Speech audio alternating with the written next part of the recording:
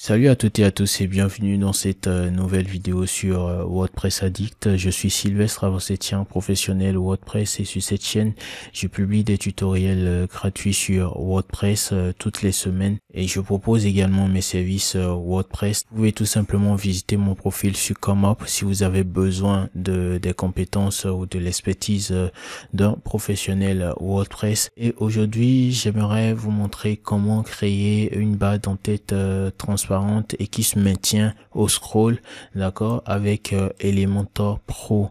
Alors, si vous n'avez pas encore Elementor Pro, que vous songez acheter Elementor Pro, j'ai le lien qui se trouve en description de cette vidéo. C'est bien entendu mon lien d'affilié, et si vous achetez votre plugin Elementor Pro à partir de mon lien d'affilié, vous allez me permettre de toucher une petite commission, et cela en guise de soutien à la chaîne WordPress Addict. Je vous en suis reconnaissant d'avance. Alors, sans plus tarder, nous allons commencer. Ce que nous allons voir dans cette vidéo, d'accord, c'est voir comment créer l'entête de votre site de façon transparente, comment rendre l'entête de votre site transparente de cette façon-là, et avoir également l'entête qui se maintient, d'accord, lorsque l'on scrolle tout simplement, et cela en utilisant Elementor Pro. Donc sans plus tarder, nous allons commencer, et surtout n'oublie pas de liker cette vidéo car c'est très important.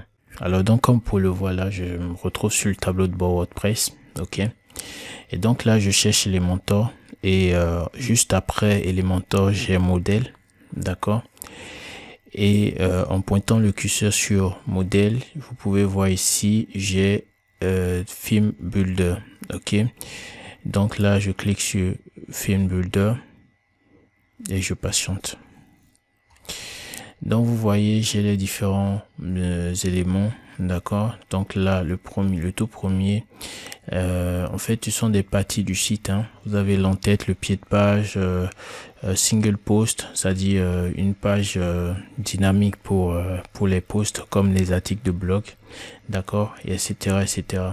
Donc ici nous allons voir ce que nous voulons voir, du moins c'est l'entête, le header, ok. Donc je vais tout simplement cliquer sur le plus du header là, et donc voilà, là chers amis, vous pouvez voir que des modèles me sont proposés, ok. Donc je vais tout simplement fermer, et arrivé ici je vais créer mon propre et donc ici j'ai le champ d'édition de mon entête qui s'ouvre, d'accord. Donc je vais tout simplement cliquer ici sur le plus là, d'accord, et ici je vais tout simplement à ce niveau sélectionner la structure du conteneur de l'entête, d'accord. Et en ce qui me concerne là, je préfère cette structure là, d'accord. Donc je sélectionne, et ici là, dans un premier temps, ce que je vais faire, c'est d'insérer le logo du site, d'accord. Alors si vous aviez déjà défini le logo de votre site, eh bien vous n'aurez qu'à sélectionner le widget logo du site, d'accord, et voilà, tout simplement continuer. Mais vu que moi je n'avais pas défini le logo du site, donc je vais tout simplement utiliser l'image, c'est pareil, d'accord. Enfin, nous aurons les mêmes résultats, je veux dire, d'accord. Donc là je vais sélectionner le logo du site, ok. Je vais mettre le fond en noir juste pour que vous puissiez voir les modifications que j'opère, ok. Donc là je laisse le fond en noir pour l'instant, hein. Voilà, pour que tout ce que je fais soit visible. Et là je vais mettre le widget du menu, d'accord. Vous pouvez voir ici, hein, nav menu, d'accord, le menu de navigation tout simplement. Et ce que je vais faire, chers amis, vous voyez qu'ici le menu ne tient pas sur la même ligne, d'accord.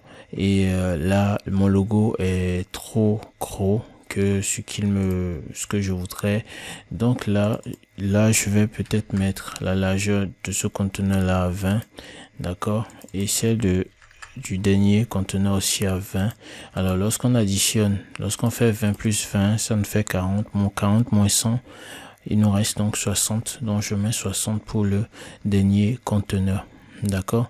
Et ici, qu'est-ce que je vais faire? Je vais insérer un autre widget qui sera donc un bouton, d'accord. Donc voilà, maintenant je sélectionne le conteneur du bouton, je vais centrer ici et centrer également là afin que mon bouton soit bien au centre.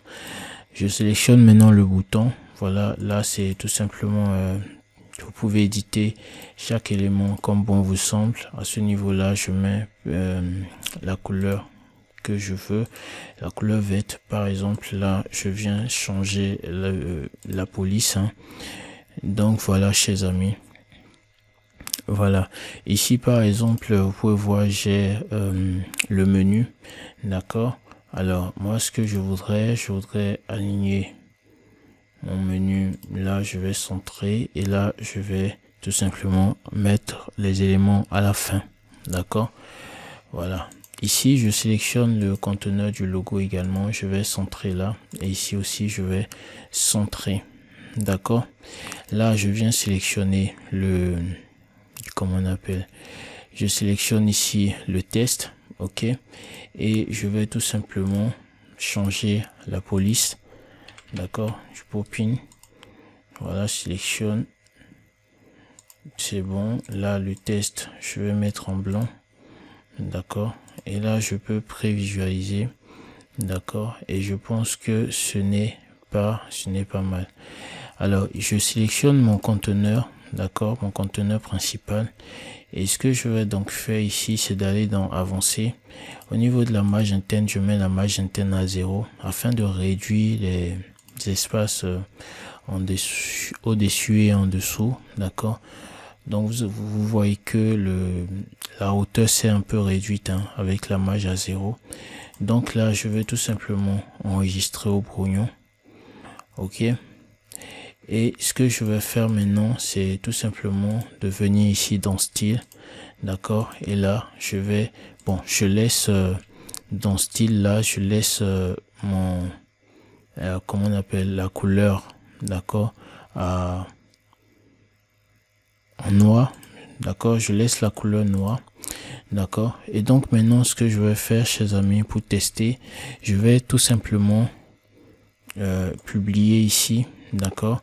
Donc pour publier votre en-tête, lorsque vous avez fini de le créer, d'accord, vous cliquez ici sur publier tout simplement, et si vous faites add condition, d'accord, là c'est sur le site entier, d'accord, et là vous faites enregistrer et voilà, c'est bon, d'accord. Donc là nous allons nous rendre là sur le front-end, je vais actualiser. Et voilà, chers amis, vous pouvez voir, nous avons bel et bien l'en-tête que nous venons de créer, d'accord. Alors moi je voudrais faire disparaître le tiret là qui apparaît au survol. Donc je viens ici, je sélectionne mon menu, d'accord, et je fais tout simplement ici, vous voyez, pointer, underline, je fais none, d'accord. Donc c'est bon. Et je fais enregistrer. Donc je reviens sur le front-end, j'actualise et vous voyez ça a disparu, d'accord. Vous pouvez ajouter un autre effet si vous le désirez. Donc voilà, chers amis, et là qu'est-ce que nous allons faire présentement, c'est tout simplement de faire disparaître ici enfin de rendre transparent l'en-tête, d'accord. Et pour ce faire, je vais d'abord cliquez ici sur modifier avec Elementor. Donc voilà, chers amis, là je suis sur l'espace de modification avec Elementor. Je vais donc ajouter un nouveau conteneur, d'accord, pour par exemple la session héros du site, ok. Et là ce que je vais faire, par exemple là, bon, je prends le soin de centrer tout ça, et là je vais mettre de la hauteur minimum. Je prends le soin de sélectionner le VH, d'accord, je mets la hauteur minimum de cette façon là. Je vais maintenant dans style, d'accord, je clique sur classique au niveau du type d'arrière-plan, d'accord, et ici au niveau de l'image, je vais maintenant choisir mon image d'arrière-plan tout simplement. Donc je sélectionne une image que j'avais précédemment uploadée sur le site et que j'insère maintenant, d'accord. Et puis là je vais enregistrer. Alors là, chers amis, avant de rendre la barre d'en-tête transparente, il faudrait que notre section héros soit en dessous de cette dernière, c'est-à-dire soit en dessous de la barre d'en-tête. Ok, la barre d'en-tête doit être superposée à la section héros. Donc pour faire cela, d'accord, il y a deux façons de le faire, mais la façon la plus directe est soit nous allons nous rendre ici, d'accord, et de diminuer tout simplement la marge du bas afin de faire monter l'élément qui se trouve en dessous, ou nous allons tout simplement rester ici là sur l'onglet d'édition de la page, d'accord, et nous allons sélectionner notre élément, c'est-à-dire la session, le conteneur de la session héros, et je vais ensuite dans avancer, je délie les valeurs, d'accord, et ici donc je vais insérer tout simplement une marge négative, d'accord, donc je mets moins 87 et je vois que c'est monté, hein. Voilà, donc je vais essayer d'ajuster cela. Voilà, et là je vais prévisualiser. Je trouve que ce n'est pas mal, d'accord. Là je vais enregistrer.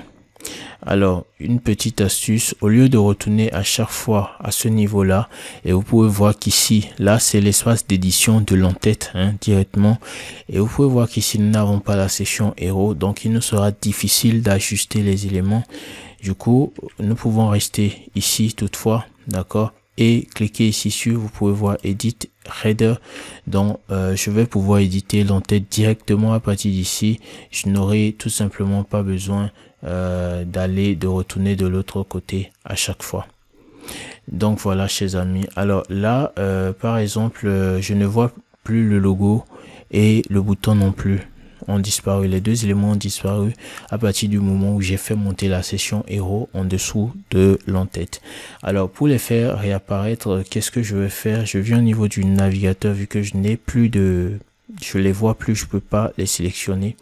Je viens du niveau du navigateur, là je fais défiler le premier conteneur, je sélectionne le premier sous-conteneur qui est celui du logo, d'accord. Je vais dans l'onglet avancé et ici donc je vais au niveau de l'index Z, d'accord, et je mets l'index à 1 et vous voyez qu'ici le logo réapparaît tout simplement. Et donc ce que je vais faire pour je vais donc faire pareil pour le bouton, d'accord.